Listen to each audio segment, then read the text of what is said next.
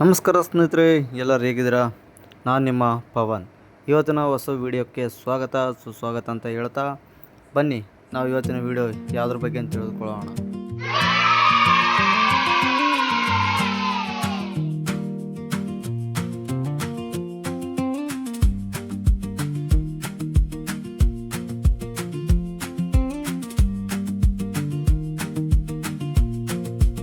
ಸ್ನೇಹಿತರೆ, ನಾನು ಕೆಲಸ ಮಾಡೋದು ಫೈನಾನ್ಸಲ್ಲಿ ರಜೆ ಸಿಗೋದೇ ದೇವರು ಹೊರ ಕೊಟ್ಟಂಗೆ.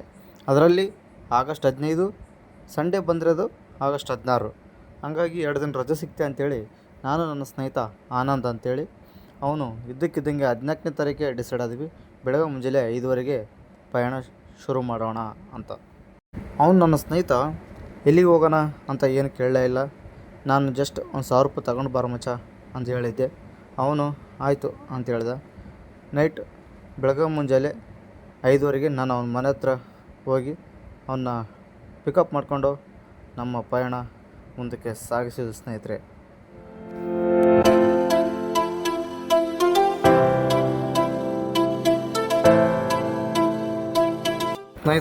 ನೈಟ್ ಇದ್ದಕ್ಕಿದ್ದಂಗೆ ಪ್ಲ್ಯಾನ್ ಮಾಡೀವಿ. ಹಂಗಾಗಿ ಬೈಕಲ್ಲಿ ಪೆಟ್ರೋಲ್ ಕೂಡ ಇದ್ದಿಲ್ಲ. ನಮ್ಮ ಕರ್ನಾಟಕದಲ್ಲಿ 112 ರೂಪಾಯಿ ಇದ್ದರೆ ಆಂಧ್ರದಲ್ಲಿ 117 ರೂಪಾಯಿ ಇಟ್ಟು ಪೆಟ್ರೋಲ್ ಹಾಕ್ಸೋ ಪರಿಸ್ಥಿತಿ ಬಂದಿದೆ. ಇನ್ನೇನು ಮಾಡೋಕ್ಕಾಗಲ್ಲ ಅಂಥೇಳಿ ಫುಲ್ ಟ್ಯಾಂಕ್ ಪೆಟ್ರೋಲ್ ಹೊಡಿಸ್ತೆ ಸ್ನೇಹಿತರೆ. ಹೊಡಿಸಿ ನಮ್ಮ ಪಯಣ ಶುರು ಮಾಡಿದ್ವಿ.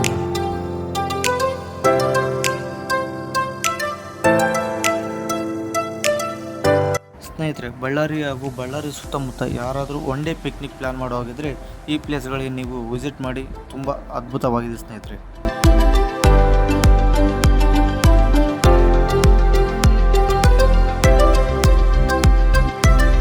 ಸ್ನೇಹಿತರೆ, ಅಂತೂ ಇಂತೂ ಕೊನೆಗೂ 2.5 ಗಂಟೆ ಪ್ರಯಾಣದ ನಂತರ ನಾವು ತಲುಪಿದ್ದು ಯಾಗಂಟಿ ಬಸವಣ್ಣ ದೇವಸ್ಥಾನ. ಭಾಳ ಅದ್ಭುತವಾಗಿದೆ. ಅವತ್ತು ಆಗಸ್ಟ್ 15 ನಾವು ಕೂಡ ಆಚರಣೆ ಮಾಡಿದ್ವಿ.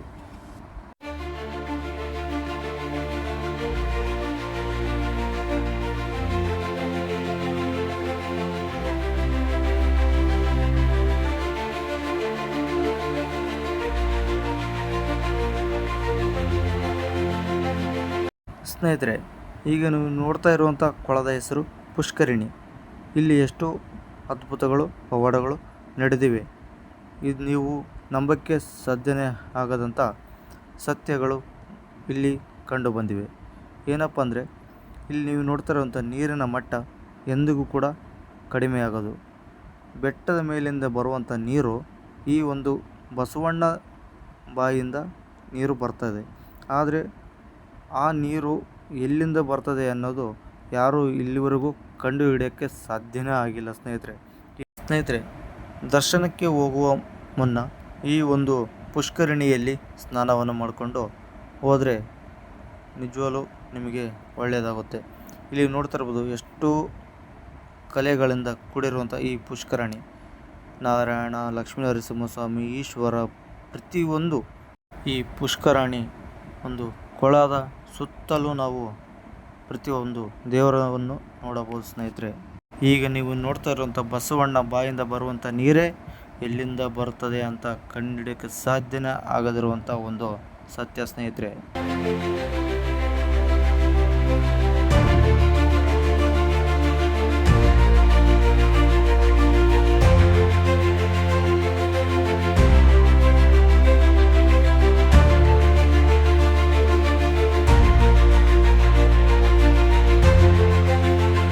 ಸ್ನೇಹಿತರೆ, ಈ ದೇವಸ್ಥಾನ ಬಳ್ಳಾರಿಯಿಂದ ಸುಮಾರು 160 ಕಿಲೋಮೀಟರ್ ಹೊಂದಿರುತ್ತದೆ. ಈ ಒಂದು ದೇವಸ್ಥಾನ ಆಂಧ್ರ ಪ್ರದೇಶದ ನಂದ್ಯಾಲ ಜಿಲ್ಲೆ ಬನಗಾನಪಲ್ಲಿ ಸಮೀಪದಲ್ಲಿರುವ ಯಾಗಂಟಿ ದೇವಾಲಯ. ಈ ಕ್ಷೇತ್ರ ಒಂದು ಶಿವಕ್ಷೇತ್ರ ಎಂದರೆ ತಪ್ಪಾಗಲಿಕ್ಕಿಲ್ಲ ಸ್ನೇಹಿತರೆ.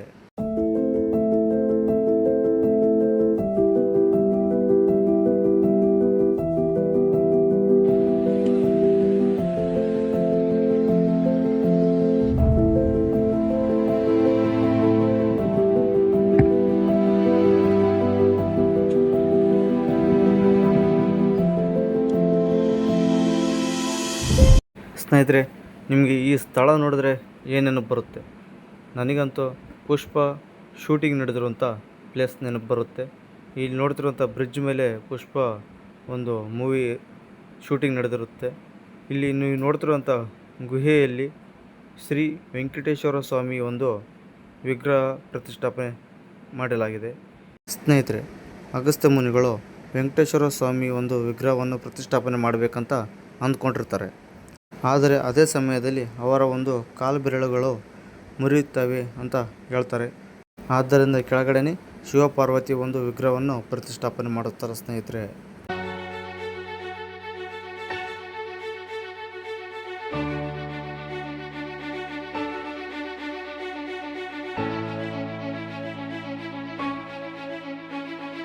ಸ್ನೇಹಿತರೆ, ನಾನು ನಿಮ್ಮನ್ನು ಸಬ್ಸ್ಕ್ರೈಬ್ ಮಾಡಿ ಅಂತ ಕೇಳ್ತಾ ಇಲ್ಲ. ಈ ವಿಡಿಯೋ ನಿಮಗೆ ಇಷ್ಟ ಆಗಿದ್ದರೆ ಒಂದು ಕಾಮೆಂಟ್ ಮೂಲಕ ತಿಳಿಸಿ ಹೇಗಿದೆ ವಿಡಿಯೋ, ಇನ್ನು ಹೇಗೆಲ್ಲ ಮಾಡ್ಬೋದಾಗಿತ್ತು ಅಂತ. ಹಾಗೂ ಒಂದು ಲೈಕ್ ಮಾಡಿ ನಿಮ್ಮ ಊರಿನ ಒಂದು ಹೆಸರನ್ನು ಕಾಮೆಂಟ್ ಮೂಲಕ ತಿಳಿಸಿ ಸ್ನೇಹಿತರೆ.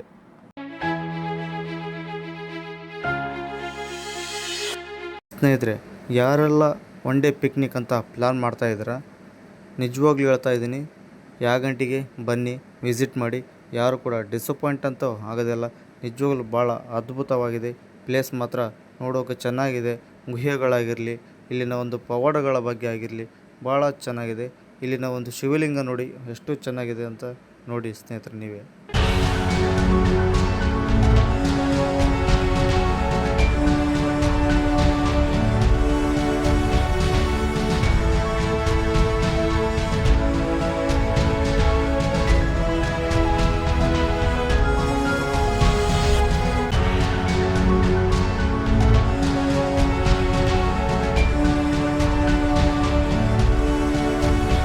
ಸ್ನೇಹಿತರೆ, ಇದು ನ್ಯಾಚುರಲ್ ಆಗಿರುವಂಥ ಆಂಜನೇಯ ಸ್ವಾಮಿ ಬೆಟ್ಟ.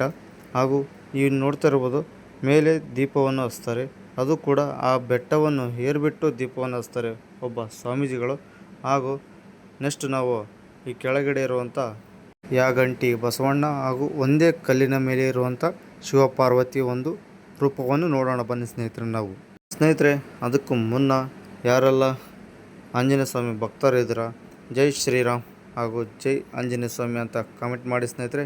ಬನ್ನಿ ಹೋಗೋಣ ನಾವು ನೆಕ್ಸ್ಟ್ ವಿಡಿಯೋಗೆ.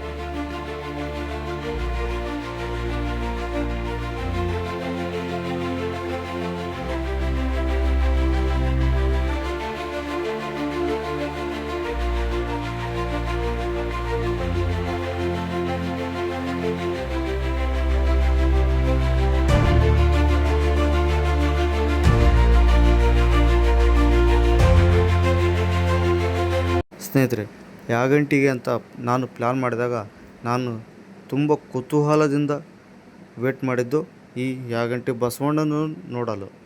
ಈ ಯಾಗಂಟಿ ಬಸವಣ್ಣ ಪ್ರತಿ ವರ್ಷ ಬೆಳೆಯುತ್ತಾನೆ. ಪ್ರತಿ 20 ವರ್ಷಕ್ಕೆ ಒಂದು ಸಾರಿ ಬೆಳೆಯುತ್ತಾನೆ ಅಂತ ಪುರಾಣದಲ್ಲಿ ಹೇಳ್ತದೆ. ಅದು ಕೂಡ ನಿಜ ಸ್ನೇಹಿತರೆ. ಇಲ್ಲಿ ತಿರುಗಾಡಲು ಸುತ್ತಮುತ್ತ ಪ್ರದಕ್ಷಿಣೆ ಮಾಡಲು ಪ್ಲೇಸ್ ಇತ್ತಂತೆ. ಆದರೆ ಈಗ ಆ ಕಂಬುಗಳ ಸಂದಲ್ಲಿ ಎಲ್ಲ ಈ ಬಸವಣ್ಣ ಬೆಳೆದು ಬಿಟ್ಟಿದ್ದಾನೆ.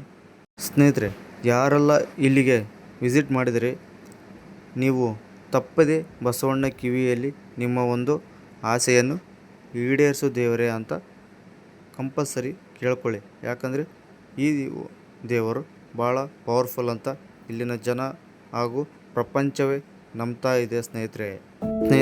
ಒಂದೇ ಶಿಲೆಯ ಮೇಲೆ ನೆಲೆಸಿರುವಂಥ ಶಿವಪಾರ್ವತಿ ವಿಗ್ರಹ ಸ್ನೇಹಿತರೆ ಇದು.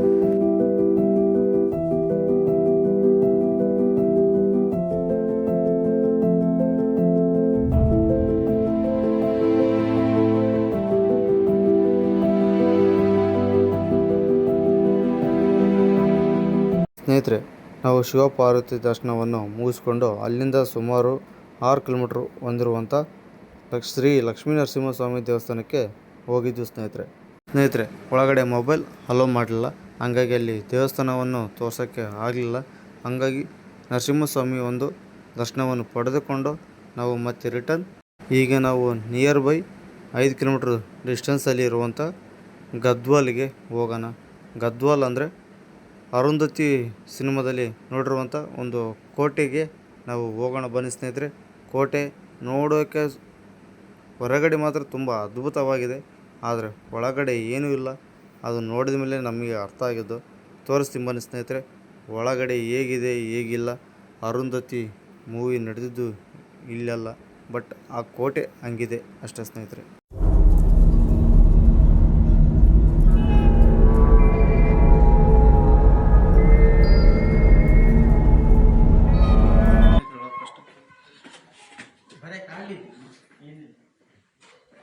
ಇಲ್ಲಿ ಮತ್ತದ್ಲ ಅರುಂಧತಿ ಇಲ್ಲೇ ಊಟ ಮಾಡ್ತಿದ್ಲ, ಇಲ್ಲಿ ಊಟ ಮಾಡ್ತಿದ್ದೆ, ಇಲ್ಲಿ ಬೆಡ್ರೂಮ್ ಇದು ನಾ ಸಂಸ್ಥಾನ ಮಾಡ್ತಿದ್ಲಿ ಇಲ್ಲಿ ಕುಂತ್ಕೊಂಡ. ಏನೊಂದು ಅಡಿಯಲಾಗದ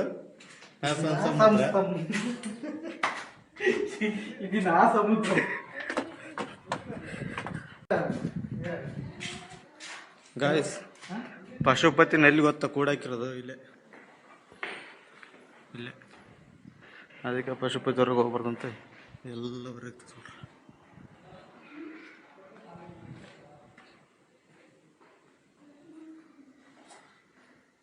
ಪಶುಪತಿ ನೋಡ್ರಿ, ಹುಚ್ಚುಚ್ಚು ಬರೆಗಳು ಹೆಂಗೆ ಬರ್ದಿದ್ದಾನೆ. ಪಶುಪತಿ ಇವೆಲ್ಲ ಬರ್ದಿರೋದಲ್ಲ ಪಶುಪತಿ ಇವೆಲ್ಲ. ಹಾಂ, ಪಶುಪತಿ.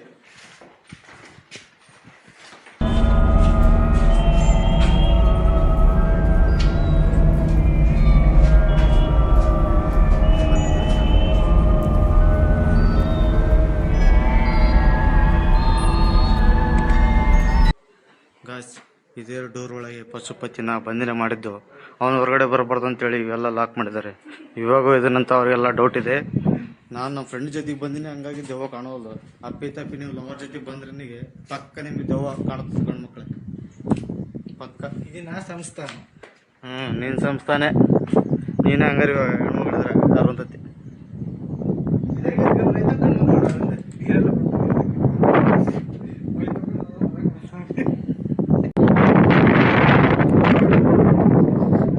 ಇದ್ರಾಗ ಅರುಂಧತಿ ಸಾಮ್ರಾಜ್ಯವನ್ನು ಆಳುವಾಗ ಇದ್ರಾಗ ಊಟ ಗೀಟ ಎಲ್ಲ ಸಿದ್ಧತೆಗಳನ್ನು ಮಾಡ್ತಿದ್ರಂತೆ. ಇಲ್ಲಿ ಕಾಣುವಂಥದ್ದು ಬಾತ್ರೂಮ್, ಇಲ್ಲಿ ಜನರಿಗೆ ಸಂಪರ್ಕ ಕ್ಲೀನಾಗಿರ್ಬೇಕಂತೇಳಿ ಇಲ್ಲಿ ಬಾತ್ರೂಮ್ ಕಟ್ಸಿದ್ರು.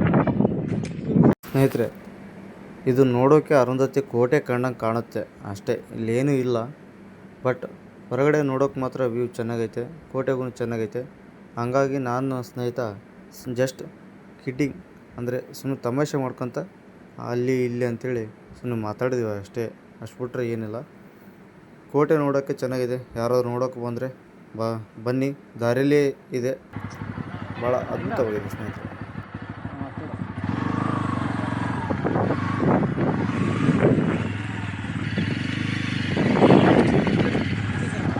ಅರುಂಧತಿ ಬಾಯ್ ಬಾಯ್.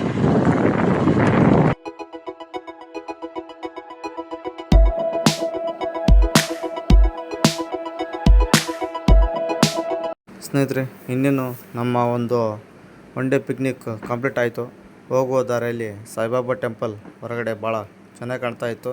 ಹಾಗಾಗಿ ಸಾಯಿಬಾಬಾ ಟೆಂಪಲ್ಗೆ ವಿಸಿಟ್ ಮಾಡಿ ನೋಡಿ ದರ್ಶನವನ್ನು ಪಡ್ಕೊಂಡು ಮತ್ತು ನಮ್ಮ ಪಯಣ ನಮ್ಮ ಊರ ಕಡೆಗೆ ಅಂಥೇಳಿ ನಾವು ಹೋಗ್ತಾ ಇದ್ವಿ ಸ್ನೇಹಿತರೆ.